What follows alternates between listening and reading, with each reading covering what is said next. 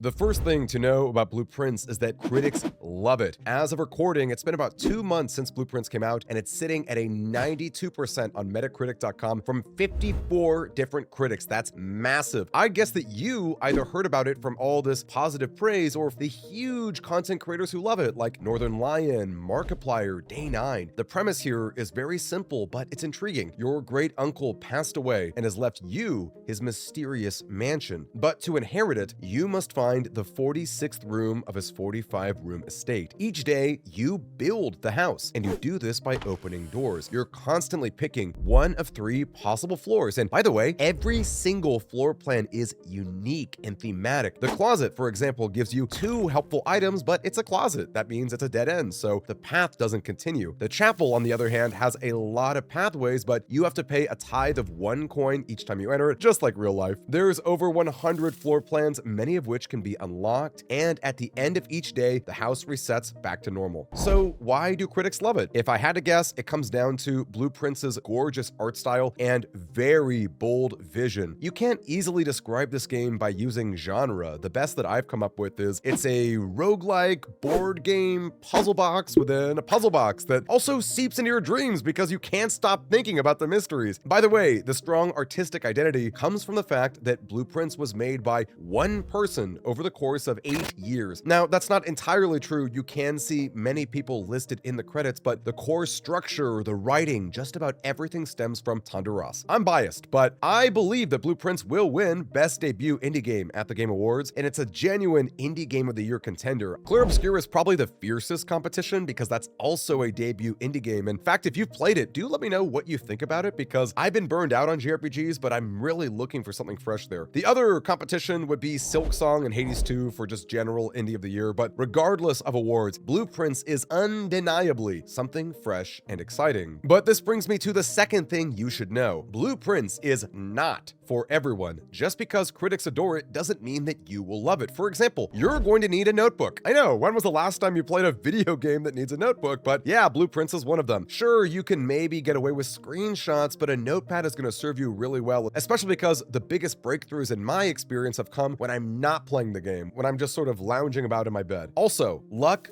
does play a role. Skill is more important than luck, which is to say, which rooms you choose will matter much more than that. But yes, luck does play a role in it, and some people just get triggered and have this tunnel vision, like, oh my gosh, I know how to solve a puzzle, but I can't find the room. Well, my friends, this is truly a puzzle box within a puzzle box, and maybe within another puzzle box, because there are so many leads and mysteries to chase, it doesn't really matter what the room presents you, but we'll talk about that a little bit later. Blueprints is frankly hard. It looks really simple because all you're doing is opening up doors and building a house, but there is no tutorial. There's no flashing lights and UI telling you where to go and how to do it. It is up to you to get the hang of things, and that's not that easy, especially if you're playing on your own. Thankfully, there's no time limit, so you can take things totally at your own pace, but do keep these things in mind. Again, Blueprints is not for everyone, and it's okay that it's not for everyone. I think the best games of all time are going to have something polarizing when it comes to other people. The third thing to know is that the House of Blueprints itself is a puzzle, and it's a major one. Now, granted, there are a ton of minor puzzles to solve, and I do mean a ton of them. There's math problems, there's logic puzzles, there's synergies across different rooms. But again, the house itself is a puzzle. It's unwieldy, like this wild bronco that's just bucking around, and you, the horse rider, first have to learn to follow its lead, and then you can slowly learn how to guide it. At first, the house is just going to present you with a bunch of options, and you have to do the best you can. As you progress throughout the game, you'll find more tools to limit luck or to boost certain things that you want to happen, so you do gain a little bit more control over what's going down. But at the end of the day, Blueprints has so many leads and mysteries that it's never really a problem. I don't think I ended a single day on my first or second playthrough that didn't result in some new knowledge or some permanent addition, whether it's something as simple as adding more stars in the sky or finding ways to increase my allowance of money. Even something as simple as finding a brand new room and reading notes inside of it can lead to new breakthroughs and solutions to puzzles from completely different rooms. In fact, my best advice for you is to always draft new rooms that you've never seen, even if they don't seem like they'll be very helpful, because there's often a lot more to a room than what the simple description of it provides. The fourth thing you should know about Blueprints is that you should really try to play with someone else. You're gonna solve the puzzles a lot easier, and you can also strategize together what rooms you should draft. I said this earlier, but Blueprints is really hard, even if you come from a drafting background from trading card games, or even if you've played played a lot of puzzle games and roguelikes, the combination of these elements together in one game is something really unique, and it can be kind of frustrating if you're starting your days off, but they end very quickly because you keep encountering dead ends and you don't know how to progress. There is so much skill involved with this game. I have a whole video on it, and it's really fun to debate with people who love to tell me that luck.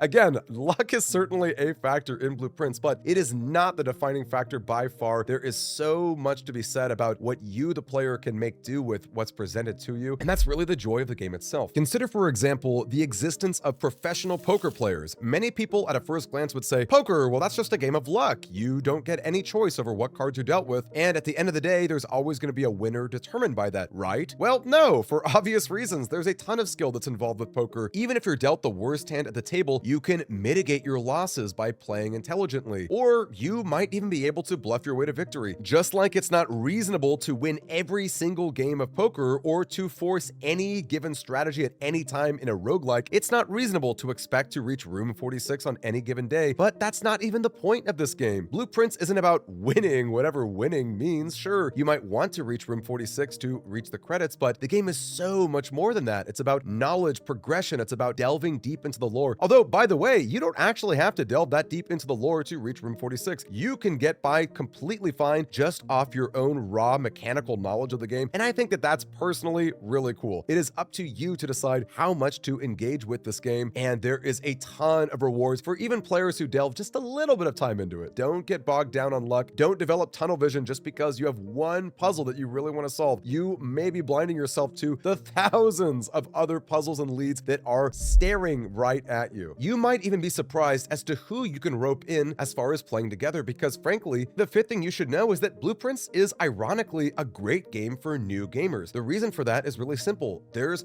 no time crunch. There's no dexterity or scary platforming. You can't even really die in this game. The worst that happens is that you call it a day and then the next day you continue. It's a very elegant game with a lot of beautiful set pieces that whisk you away to a different time and era. In fact, I'd argue that newer gamers may have an easier time with Blueprints because they don't have that muscle memory to just be searching for obvious interactive puzzles, you know, the type that have a big glowing mark around them and let you know exactly how to begin them. Blueprints is much more subtle than that, and that's what leads to so many of the exciting, deeper mysteries. The game is all about reaching room 46, and that is a very valid way to stop the game and reach the credits and say, I've had a lot of fun with this. Believe me when I say that that's probably like 20% of the game. There is so much more to dig deeper into. There are communities that are gathering around solving some of the deepest mysteries of this game, and that's up to you whether or not you want to get spoiled or whether or not you want to rise to the occasion. It is an extraordinarily exciting game because there just isn't anything like it. I've seen so many people while streaming tell me this game has been stuck on their minds for the past 2 months. They can't get it out of their head. They're dreaming about it like I am, and that is something you just can't put a price on in this day and age where the internet can provide so many instant solutions. I love that a game like Blueprints exists that has so much intrigue that's built into the game itself and feels so natural but so exciting to delve deep into. There are also challenge runs that I've been really obsessed with where you're just trying to reach room 46, but you have a lot of stipulations that you have to deal with. The game is so much fun in so many bold and exciting ways. So do consider all 5 of these points before you buy Blueprints. I would hate for you to be put off by what you feel is luck. Again, there is an element of RNG in this game, but it is not by any means the definitive factor. If you give it a chance, I think you'll really enjoy Blueprints for its lack of crazy UI, for its subtle but immersive music and mood, and for all the fun wordplay and puns that go into it as well. I'm a big fan. I'm always making spoiler-free guides for Blueprints. Do consider checking out some of our other videos on this channel. As always, I'm Scoutmaster Demi, and I'll see you around the camp.